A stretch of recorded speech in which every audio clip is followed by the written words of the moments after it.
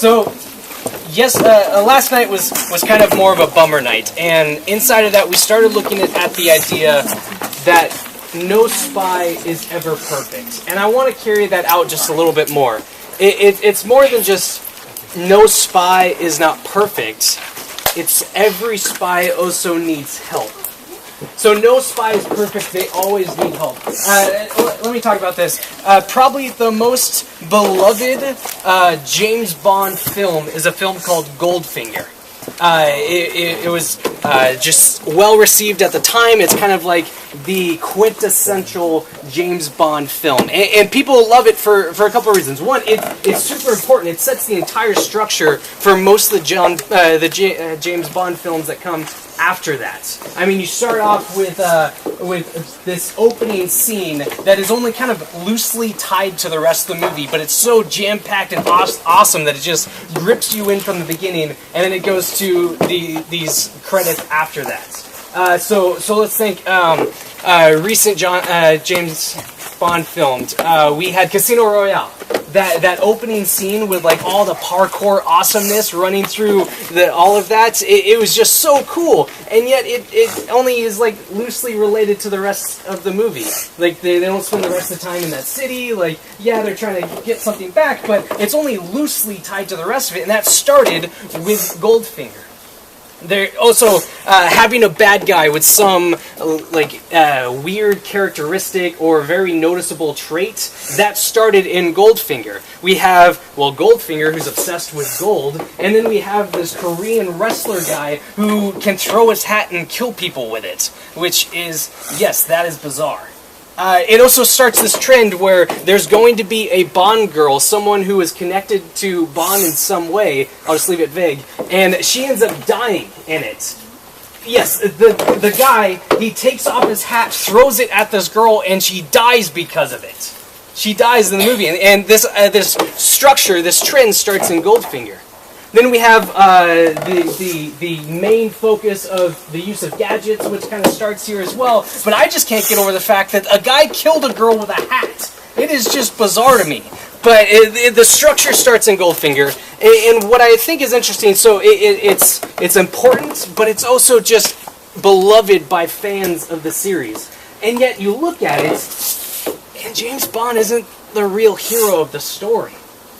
Let's run through the plot a little bit. So Goldfinger, who is obsessed with gold, wants to destroy Fort Knox because of course he does. Why not? And see, it's always a monument. Those are always in spy movies for some reason. But he's going to go destroy it so then all of his gold is worth more. And so his plan is to go in and have planes fly over and drop poisonous gas and kill all the soldiers at the fort, and then he can just drive up. But James Bond has a Bond girl whose name I'm not going to say because one, it's outlandish, and two, there's junior high boys present, and I don't want you to laugh at the name the whole time. I want you to listen to me. So I'm not going to mention the name. But this unnamed Bond girl decides, yes, she's a little bit persuaded because of James Bond, but decides to swap out the canisters herself and put something not poisonous in. Not only that, she informs the CIA of what's going to happen. She is the one who set in motion everything. Bond is sitting in a Goldfinger jail cell with like 10 guards on him. He's not doing anything. It's this unnamed Bond girl who's the hero of the story. My point is not to hate on Bond. He's amazing. But we see in the story that if he doesn't have the help from this character, the world as we know it is destroyed in the film. I mentioned that gadgets kind of got their kickoff in Goldfinger. In each one of the Bond films, he goes up to Q and he gets introduced to some device or thing that he's never seen before in his life. And yet that ends up being the exact thing he needs to save his life or finish the plot or something like that. But basically, Bond films are just like playing a Legend of Zelda video game. Like, you go into a dungeon and it's like, oh, I need a hookshot to complete this one, but I don't have one. Oh, yeah, where are you going to find a hookshot? You don't find those laying around just every day. Oh, look what I have just laying around every day. Here, you can have it. Go complete the dungeon. That happens in like every Bond film. He gets the exact thing he needs to complete it. Think of Skyfall, the most recent film. he gets introduced to this gun that can only shoot based off of his fingerprints. Like when his hand is holding it, it shoots. Someone else hand holding it doesn't work. He gets in a fight with someone. He's losing the fight. The other guy picks up the gun and goes to fire at him, and it doesn't work. And then James Bond gets to beat him and say something really clever, because of course you have to say something clever. But without this device, he dies right there. See, no spy is perfect. They always need help. Perhaps the most common way that we see spies get help is actually from the writer's perspective. They use a plot device called a Deus Ex Machina.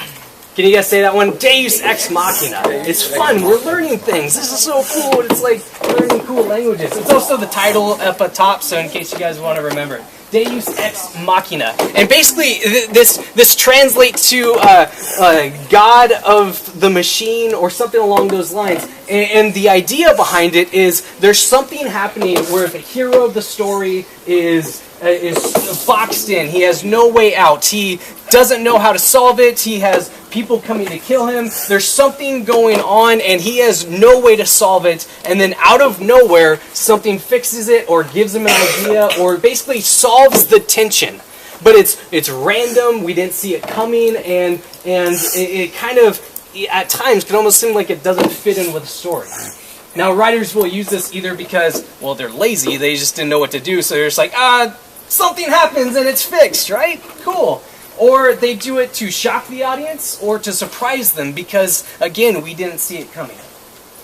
Let's run it through an example of what a Deus Ex Machina is. So Frodo, after days and months and years of traveling to take this one ring to the mountain of Mordor and put it in the fires, he had to go through trolls and orcs and goblins and scrawny raw fish eating creatures and the former kings of men who now just look like emo kids riding dragons. He had to go through all of those people to put this ring inside of there, and it finally happened, and he's laying on this rock, and there's lava going all around him, and he's exhausted, and it looks like, yes, this quest finally did just take the life of Frodo, but then eagles come and save the day. Or, let's go through this one. Bilbo just had to go through this cave which had all of these goblins in it, and then when they finally get out of there, there's now orcs and wargs that are there to meet them. And so they chase them up trees, and then they light the trees on fire, and these dwarfs that they're with are now deciding, how do we want to die? Is it the orcs? Is it falling off the tree? Or is it the fire? But then eagles come and save the day. It's something out of nowhere. It's something so random. It's something so surprising that it's like an act of God that saves the day. I think of the movie Mission Impossible, which came out in '96, and in all of these, you've had plenty of time to watch it, so I feel zero bad about spoilers. So, Mission Impossible came out in '96, and the story is that Tom Cruise is this specially trained spy, albeit short, and he is part of this crew who does these awesome missions. And so they're on this mission together, and something goes bad. It's clear that they had someone sell them out, that someone gave them inside information about their crew, and everyone but Tom Cruise and one other person die. And so then Tom Cruise is going, and he's trying to figure out who did this to his team, and nothing is helping him solve it. He thinks he's getting there, but then something happens. Thinks he's getting there, but then something happens. And the thing that finally helps him solve it is he randomly looks at the front of a Bible. Yes, the bad guy had been using Bible clues, but he just so happens to pick up this Bible that was in the room that they were in the night before everything went bad, and he sees on the front a stamp by the Gideons. You know, the people who put Bibles in hotel rooms? But this Gideon apparently loved his job so much that he even stamped the name of the hotel on there. he just was over anxious. And so he looks at it and he sees a name of a hotel that he briefly heard his boss mention before they went on this quest that killed everybody. And so it turns out that his boss was the guy who turned them in, who sold them out for money. And he actually faked his death on it. And all of this gets solved because Tom Cruise picks up a Bible, sees this hotel stamped on it. The leader just so happened to mention that he stayed in that hotel. So many things in that could have gone wrong, and it's this seemingly random piece that helps him solve the case. It seems so out there, so unexpected, so able to go wrong that it's called a Deus ex machina. It's like an act of God that caused this to be solved. But we were talking yesterday, we were talking about everything in our life that's caused us to go astray, everything in our life that's caused us to not be connected to the God that we want. And we look at these spies who are not perfect as well, but they always get help. They always have something there. So where is our Bond girl to help save the case? Where is our gun that only goes off because of our fingerprints? Where is our Eagles or random Gideon Bible? Where do we get our help from? Where do we get our salvation, our solving of this? Well, that's exactly what we're going to look at today in our passage. You guys want to turn to Colossians 2? Colossians 2, starting in verse 9.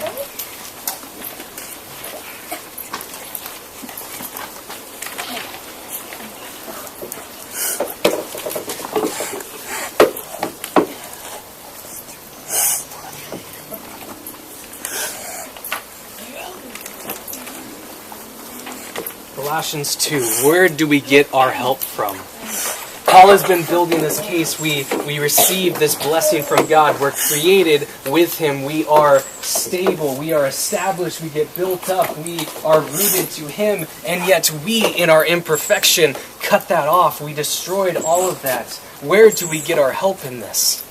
And what the first point that Paul makes in this is that while we are in this brokenness, while we are destroyed, while we're unable to fix ourselves, God actually takes all of that brokenness, all of that inability, all of that just sin that is our identity, and He puts that to death. Let's read the first 3 verses in there.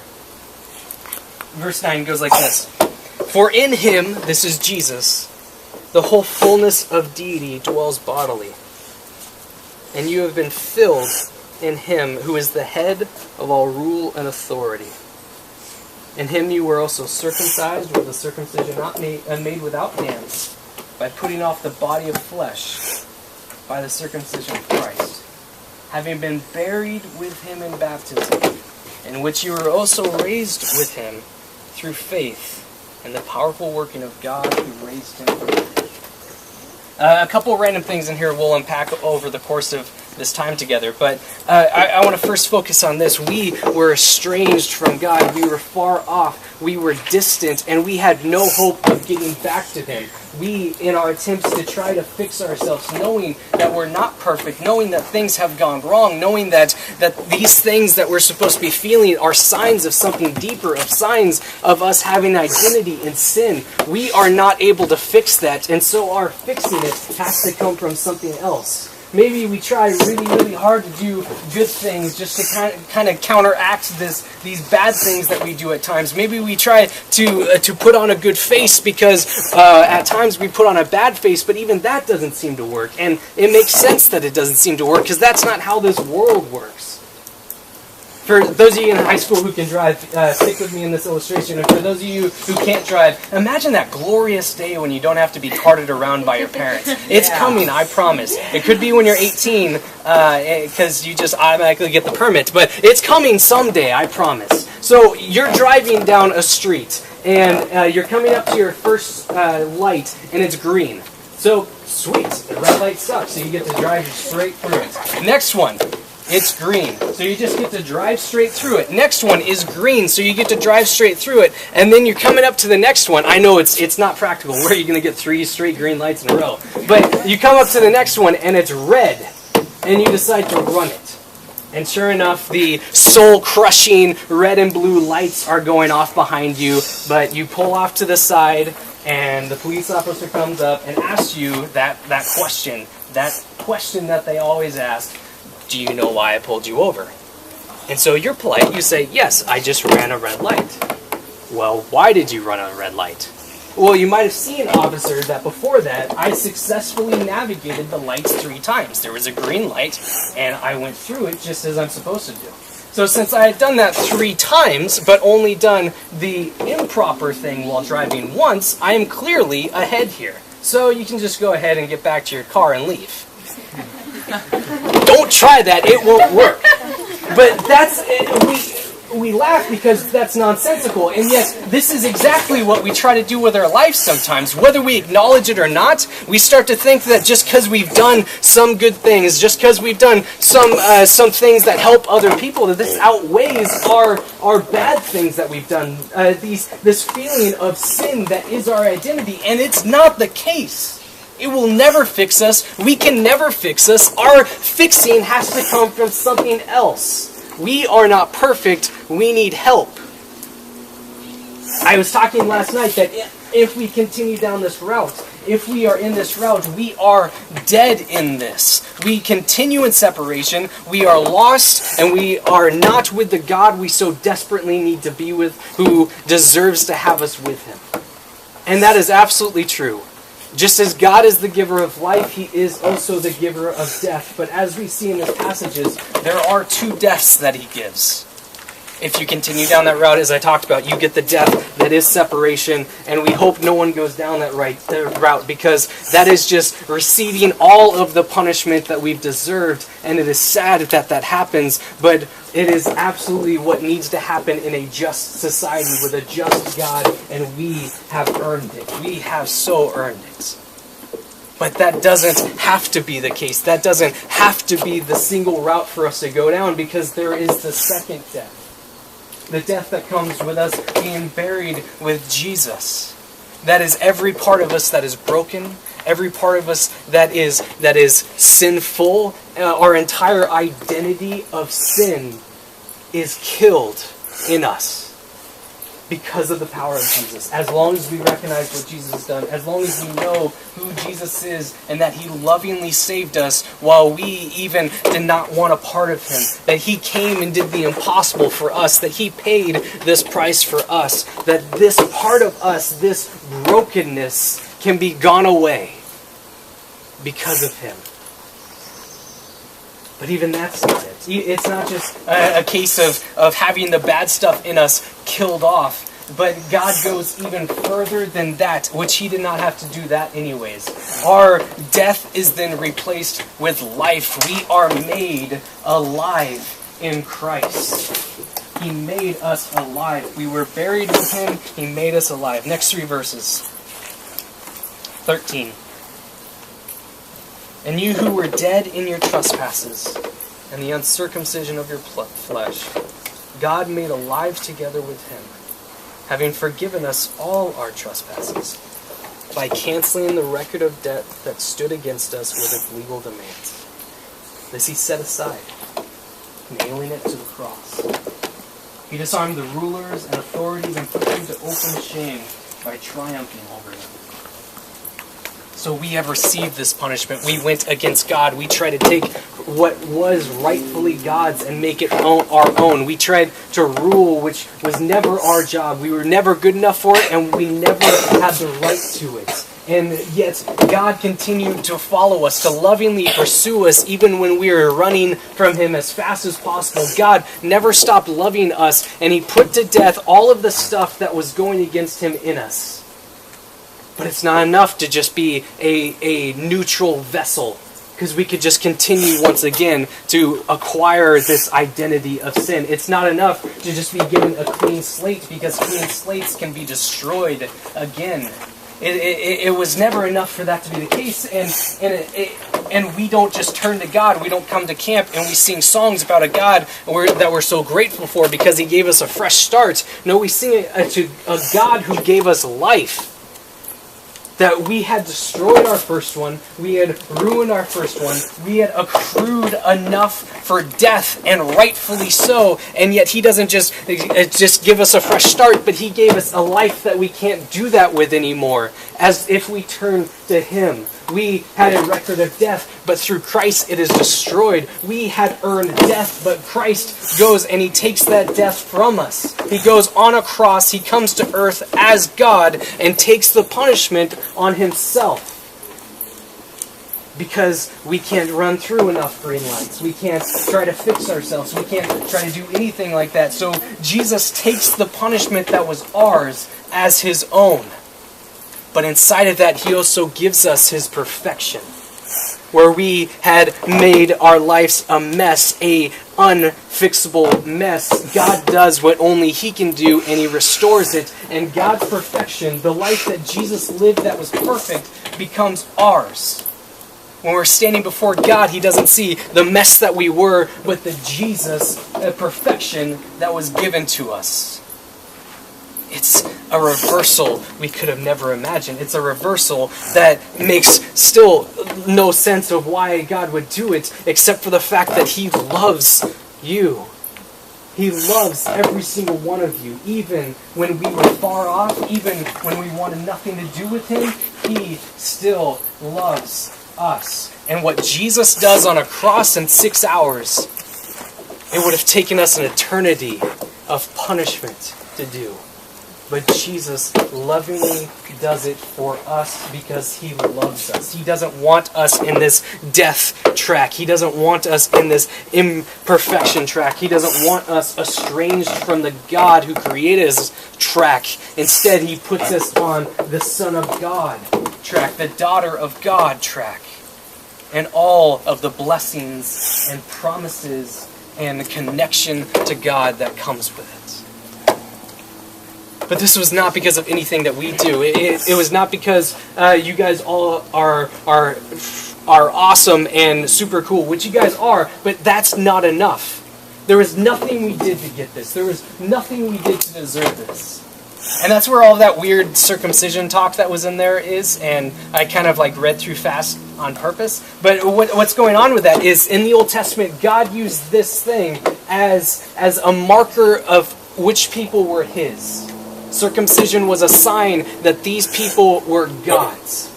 But now that people in their flesh, in their physicalness, have all destroyed themselves, God does something much more permanent. He doesn't do it based off of some physical characteristic or some action to show that we are God's people. But instead, he comes down and he gives them a circumcision, a sign without hands that they are his. And this sign is life. This sign is every promise that God gave us. That is how we know that we are his. That is how other people know that we are his. Because he himself has come into our life and ripped out the old and put in perfection. It's a huge reversal. We didn't deserve it. We didn't do anything to get it. We had definitely deserved the opposite. And yet God, in his love, saves us. God looks at us as imperfect and he saves us. God looks at us when we're running away and he saves us. A couple things here at the end. What this does not mean. What this ultimately does not mean is that Jesus came solely to give you a meaningful life. Jesus did not come here to take away any guilty feelings that we have, solely that. He definitely does.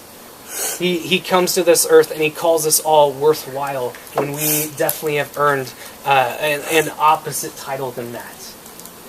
But he has come for so much more. This does not mean that Jesus came just to settle some dispute between us and God. That each one of us decided to play ruler, so Jesus comes down as a mediator there. No, what this does mean is that we have earned death. We have earned destruction. We have earned alienation from our God. We have earned just a path of living life that is in complete opposition to God. And yet Jesus comes down and he takes that from us and he gives us his perfection. Jesus comes down and he takes all of the stuff that we've done wrong, every red light, every action where we've been less than perfect, every time in our lives when we've rebelled against God, every time in our lives that we thought we could do things better. And that is now gone. Instead, we have Jesus, his life. He takes our death and he gives us our life. This is our Deus ex Machina. It comes out of nowhere. None of us could have seen this coming. Yet it is exactly what we need. It takes away every part of our broken identity and gives us everything we need. We're called child of God. We're called worthwhile. We're called lovely. But more importantly, we're called his. This time I want you guys to do me a favor. As there's some writing being finished up, as there's some sneezing that needs to finish up, would you guys just do me a favor and just close your eyes, please? Can I just get you guys all to close your eyes?